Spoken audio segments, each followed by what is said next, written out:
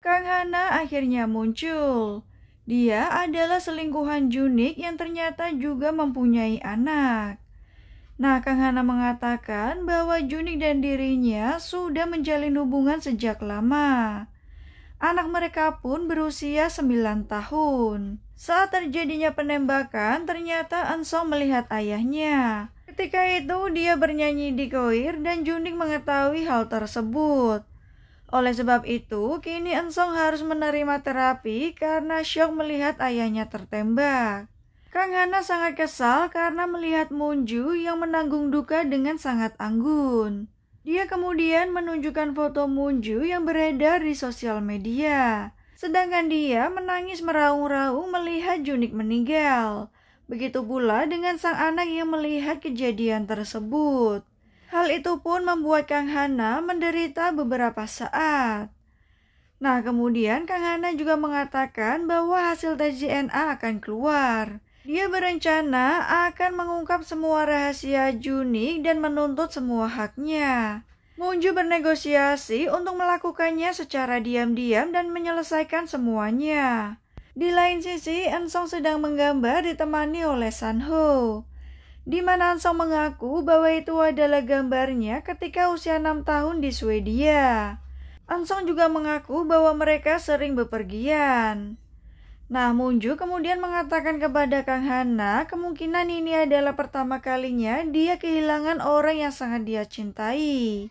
Kang Hana justru membalikkan fakta bahwa dia menyelamatkan Junik dari pernikahannya dan menuduh Munju bahwa dia tidak pernah mencintai Junik. Kalung salib yang dikenakan Munju juga hasil rancangannya, karena ternyata Kang Hana adalah seorang desainer perhiasan. Tentu saja semua itu membuat Munju sangat kesal dan juga marah. Dia pun membuang kalung tersebut. Selanjutnya, Munju buru-buru menemui Lim Ok-son dan meluapkan semua kekesalannya karena dia sudah mengetahui tentang Kang Hana.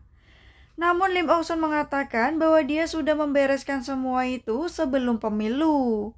Munju berharap dia bisa menghidupkan kembali Junik dan juga menceraikannya. Selain itu, Munju juga mengatakan apakah Lim Ok-son sengaja menyuruh dia menjadi seorang presiden demi mempermalukannya. Namun Lim Ok-son justru mengatakan ini adalah kesempatan yang bagus bagi Munju untuk lepas dari bayang-bayang Junik. Munju pun merobek surat kesepakatan mereka dan mengakhirinya. Selain itu, Munju juga mempunyai senjata rahasia dari kotak perhiasan yang diberikan oleh Lim Ok-son.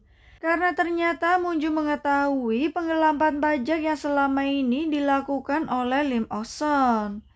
Dan itu menjadi bukti untuk menyerang Lim Ok-son jika dia berbuat sesuatu kepadanya. Tak lama nenek Junik datang. Dia sangat senang karena mengetahui Junik mempunyai seorang anak laki-laki. Tetapi tiba-tiba Munju menelpon Miji dan mengatakan akan menyumbangkan seluruh warisan yang diberikan oleh Junik. Nenek Junik pun terlihat marah dan juga kesal kepada Munju. Setelah pulang, ternyata Munju ingin ke tempat di mana dia merasa tenang. Park Chan-ho pun membawa Munju ke sebuah semang-semang dan menikmati udara malam. Tak lama Munju mengatakan ingin mencoba sesuatu. Ternyata dia ingin mencoba untuk menembak. Setelah melepaskan tembakan pertama, Munju merasa senang. Akhirnya, Park Chan-ho pun mulai mengajarinya untuk menembak tepat sasaran. Munju diminta untuk fokus dan akhirnya dia pun bisa mengenai target. Park Chan-ho pun memuji keteguhan dari Munju. Setelah kembali ke rumah, ternyata Munju masih merasakan tangannya yang cukup sakit. Park Chan-ho mengatakan bahwa hal itu wajar ketika orang pertama kali belajar menembak. Park Chan-ho pun berusaha untuk memijat tangan Munju untuk melemaskannya. Nah, keesokan harinya ternyata Profesor Im Do-jin mengadakan seminar. Dia justru mengatakan bahwa AS akan meluncurkan serangan ke Korea Utara melalui semenanjung Korea. Nah, hal itu pun akan memicu perang di antara keduanya. Dia menghimbau ke semua orang untuk turun ke jalan dan menghentikan semua itu. Nah, ketika Profesor Im Doo-jin pulang, ternyata dia dihentikan oleh 2 mahasiswa yang memprotesnya. Profesor Im Doo-jin hanya ingin melihat reunifikasi dengan damai. Namun ternyata 2 orang tersebut justru menghajarnya hingga membuat Profesor Im Doo-jin akhirnya jatuh dan terguling. Kemudian Seo Moon-ju pun buru-buru menemuinya di rumah sakit. Profesor Im Doo-jin sudah mengetahui apa yang akan terjadi, di mana Korea Selatan tidak punya pilihan lain selain perang. AS juga sudah mengirimkan sebagian pasukannya. Selain itu, ketika lagu Merry Christmas diputar, itu artinya perang akan segera dimulai. Dan hal itu dimulai dari jam 12 malam. Kemudian beberapa orang datang untuk menangkap Profesor Im Doo-jin. Tetapi Seo Moon-ju dan Park San-ho berusaha untuk menghalangi mereka. Hingga akhirnya terjadi perkelahian. Namun kemudian Profesor Im Doo-jin menyerahkan dirinya untuk dibawa ke kantor polisi. Moon-ju pun harus mulai bergerak untuk menghentikan semuanya. Kemudian Min-ji menelpon dan memberitahu bahwa dia sudah menemukan password dari handphone Junik. Setelah dia mempelajari dari Google, akhirnya Min-ji menemukan password tersebut. Isi pesan itu mengatakan bahwa ada 3 awak kapal dari utara yang membelot ke AS. Mereka mengaku bahwa Korea Utara mempunyai kapal selam nuklir sebesar 10.000 ton. Dan mereka juga menggambarkan ciri-ciri dari kapal selam tersebut. Pihak AS menemukan kapal selam itu melalui satelit. Tetapi ternyata Anderson Miller mengatakan bahwa itu kemungkinan adalah pengakuan palsu. Saat ketiga awak kapal itu digerebek, ternyata mereka memilih untuk bunuh diri. Pihak dari AS pun sudah merencanakan untuk serangan ke Korea Utara.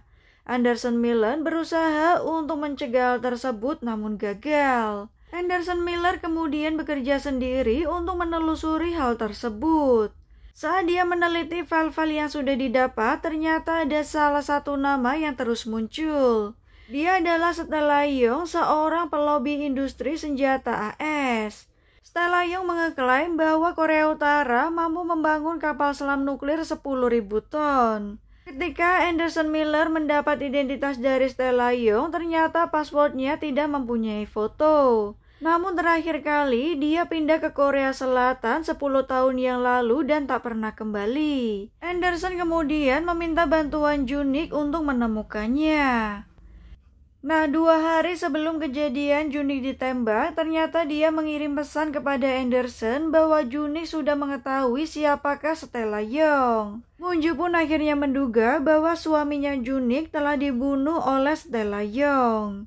Keesokan harinya, terlihat Presiden Chae Kyung-sin datang ke gereja. Dia masuk ke sebuah ruangan dan bertemu dengan Moon-ju. Moon-ju pun mengatakan bahwa perang akan segera datang. Dia masih mempercayai Presiden Chae Kyung-sin bisa menghentikan hal tersebut. Tetapi Chae Kyung-sin justru menantang apa yang bisa Moon-ju lakukan. Kemudian Moon-ju terlihat menghubungi Duta Besar Tiongkok. Moon-ju mempertanyakan apakah pihak Tiongkok hanya dia melihat situasi ini. Tetapi Duta Besar tersebut mengatakan bahwa mereka tidak bisa berbuat apa-apa. Moon-ju pun kesal dan mengatakan bahwa dia akan melakukan sebisanya untuk menghentikan perang tersebut. Kini Moon-ju kembali mengadakan kampanye. Tetapi pidato yang dia sampaikan bukan terkait kampanye, melainkan bahwa peperangan akan terjadi sebelum fajar. Hal itu tentu saja menggegarkan semua orang yang datang dan juga melihatnya. Selain itu, Moon-ju juga memperlihatkan foto presiden dan juga para pejabat lain yang beredar adalah hasil rekayasa. Karena saat ini Presiden Chae Kyung-sin sedang bersembunyi di sebuah bunker. Pihak dari kepolisian pun datang untuk menghentikan Seo Moon-ju. Tetapi Moon-ju tetap menggaungkan peperangan tersebut untuk dihentikan. Dia pun melakukan video call dengan Anderson Miller yang menyatakan bahwa ketiga awak kapal dari Korea Utara melakukan pengakuan palsu. Ketiga awak kapal dari Korea Utara itu pun mengaku bahwa mereka diminta untuk memberikan keterangan palsu karena tujuannya agar peperangan terjadi. Tentu saja pihak dari AS pun terlihat panik setelah melihat video tersebut. Nah, kini sniper dari Amerika Billy Gray sudah bersiap untuk menembak Moon Joo. Tentu saja Pai San-ho harus bergerak cepat untuk menyelamatkannya. Semua orang terlihat ketakutan, tetapi akhirnya Pai San-ho datang dengan menaiki sebuah truk dan juga menghalangi Billy Gray. Dia berhasil membawa Seo Moon Joo menghilang dari panggung. Pai San-ho pun membawa Seo Moon Joo menaiki sebuah perahu untuk meninggalkan tempat tersebut. Tetapi Billy Gray juga bergerak cepat dengan naik ke atas gedung dan menembak lengan dari Seo Moon Joo. Keduanya akhirnya berusaha untuk melarikan diri. Nah, Seo Moon Joo dan juga Pai San-ho akhirnya bisa pergi ke suatu tempat, di mana Pai San-ho akhirnya mengobati luka Seo Moon Joo yang terkena tembakan. Dia berusaha untuk menjahit lengan Seo Moon Joo dan meminta dia untuk menahan rasa sakit tersebut. Pai San-ho akhirnya memulai untuk menjahit lengan itu dengan kemampuannya. Walaupun sangat kesakitan, Seo Moon Joo harus menahan semua itu. Nah, kini luka itu berhasil untuk dijahit dan juga diobati. Begitu pula dengan Pai San-ho yang juga terkena luka tembak. Beberapa saat kemudian, Presiden Cha Kyung-sin akhirnya keluar dari bunker dan menggelar konferensi pers. Dia mengatakan bahwa AS memang mencurigai Korea Utara. Namun, dia yakin bahwa AS tidak akan mengambil keputusan militer. Presiden Cha Kyung-sin mengatakan bahwa semuanya harus saling melindungi. Sementara pihak AS terlihat sangat panik. Pai San-ho pun membawa Moon Joo ke pondok Katakambo. Di tempat tersebut mereka bisa bersembunyi sejenak. Tiba-tiba terdengar suara keributan yang ternyata Seo Moon Joo tidak bisa menggunakan shower karena tangannya terluka. Pai San-ho pun terlihat membantu Seo Moon Joo untuk mencuci rambutnya. Malam itu menjadi semakin intens, di mana pasukan Amerika Serikat juga sudah mengirimkan pasukannya. Kini Seo Moon Joo terlihat berlatih menembak lagi bersama Pai San-ho. Nah, kali ini Seo Moon Joo diminta untuk lebih fokus dalam menembak. Akhirnya keduanya pun makan malam bersama. Ini adalah pertama kalinya Moon Joo makan lahap setelah kehilangan anaknya. Saat hamil, Moon Joo merasa sangat mual hanya bisa makan buah persik. Moon Joo mengaku bahwa dulu dia mengandung anak laki-laki. Tetapi saat melihat Eun Sung, ternyata Moon Joo sangat lega. Akhirnya, Junik bisa mendapatkan anak laki-laki seperti yang dia inginkan. Moon Joo mengaku jika dia bisa menukar kehidupannya dengan Kang Hana, maka dia akan memberikan semuanya. Nah, kemudian mereka berdua pun menyalakan radio. Moon Joo bertanya apa yang Pai San-ho lakukan ketika terjadi serangan nuklir. Pai San-ho mengaku bahwa dia hanya ingin bersama dengan orang yang dia cintai. Disinilah dia merasa sangat bahagia. Akhirnya keduanya pun berciuman. Seo Moon Joo akhirnya mengakui perasaannya kepada Pai San-ho bahwa keduanya saling menyayangi. Tiba-tiba lagu Merry Christmas diputar. Pai San-ho menenangkan Seo Moon Joo dan menganggap semuanya tidak akan terjadi. Di lain sisi, Lim Ong Seok ditemani dengan Eun Sung sedang mengemasi barang-barangnya.